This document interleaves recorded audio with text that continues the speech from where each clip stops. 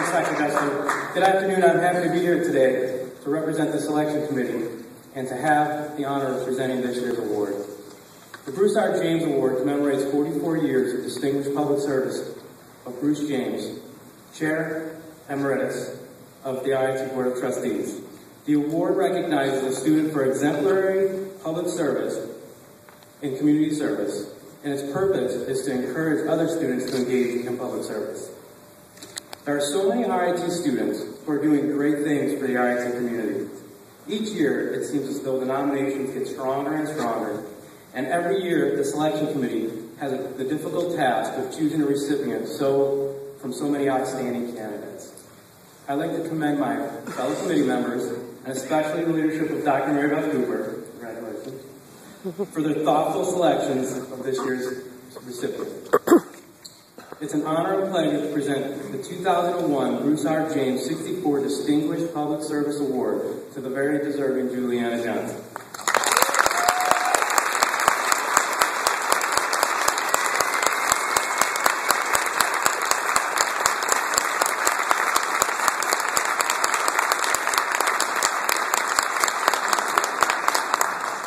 I'm going to talk about her a little bit. Sit for a minute. Julianna is a dedicated and excellent student leader. She has overcome challenges in her own life, fulfilled her lifelong dream to attend college, and uses her own experiences as a driving force to do everything possible to improve the lives of others. I'd like to tell you a little bit about Julianna, as I think it'll help you understand her drive and appreciate her accomplishments so much more. She's a graphic design major in CIAS. She's getting ready to graduate this May. She's carrying a 4.0 GPA, and she takes 7 classes a quarter. She has also won numerous national and university level scholarships since transferring to RIT in 2009. But getting here has not been easy for Julianna. She just celebrated her 6th year of sobriety in February.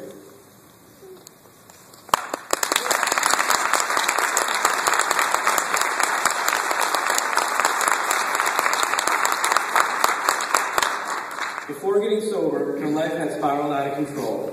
She was the victim of an abusive marriage for 7 years, and she turned to drugs. Though she successfully ended the marriage, drugs overtook her life, and she ended up an addict for 16 years. She spent time living in her car.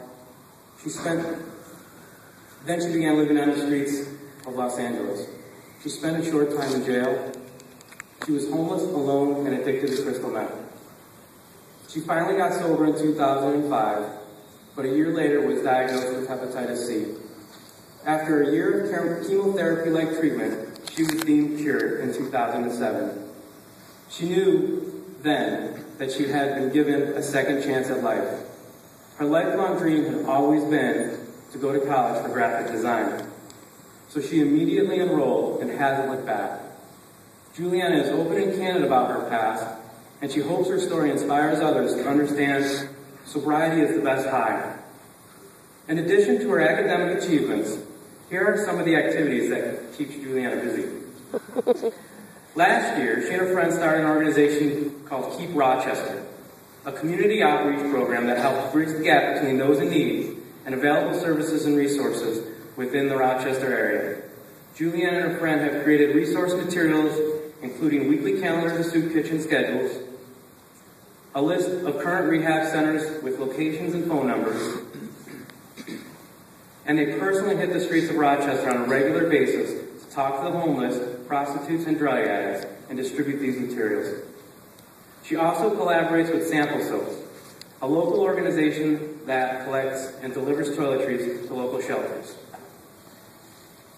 She personally runs several donation drives simultaneously in an effort to collect food, clothing, toiletries, and other emergency items needed by Rochester area shelters.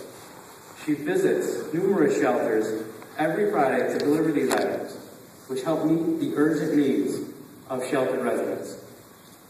She's in the process of teaming up with RIT professor Jennifer Wolfley to assist with Paper Bag Ladies, an organization that works with addicts and prostitutes on the streets of Rochester.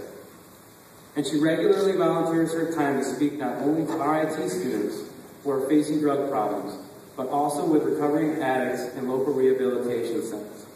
She strives to inspire them by sharing stories of her own experiences, determination, and hope. I'd like to share with you a portion of Julianna's personal statement, which was submitted along with her nomination form. Julianna writes, "I have many opportunities to share my story, and I believe I have a responsibility to share that story. With every visit I make to a rehab center, my goal is to inspire at least one addict to see that success in a sober world is a viable option for them. I have lost hope for my own life at one point and had no idea I could overcome my past to be this successful. They need to see firsthand that this can be done." She continues, "If I can open up people's minds to the idea of second chances, that's reason enough to share my story.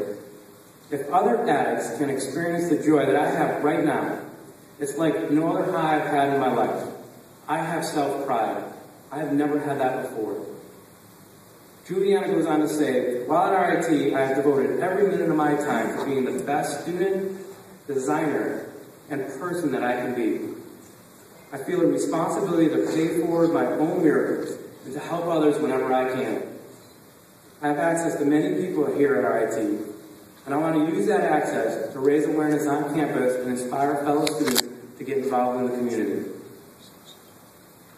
It should go without saying that Julianna's selfless contributions are amazing. She's an exemplary person who has successfully balanced full-time school responsibilities and wide participation in the community. Julianna, you're a true role model to your peers. Thank you for your outstanding commitment to community service. You want to come up and join me in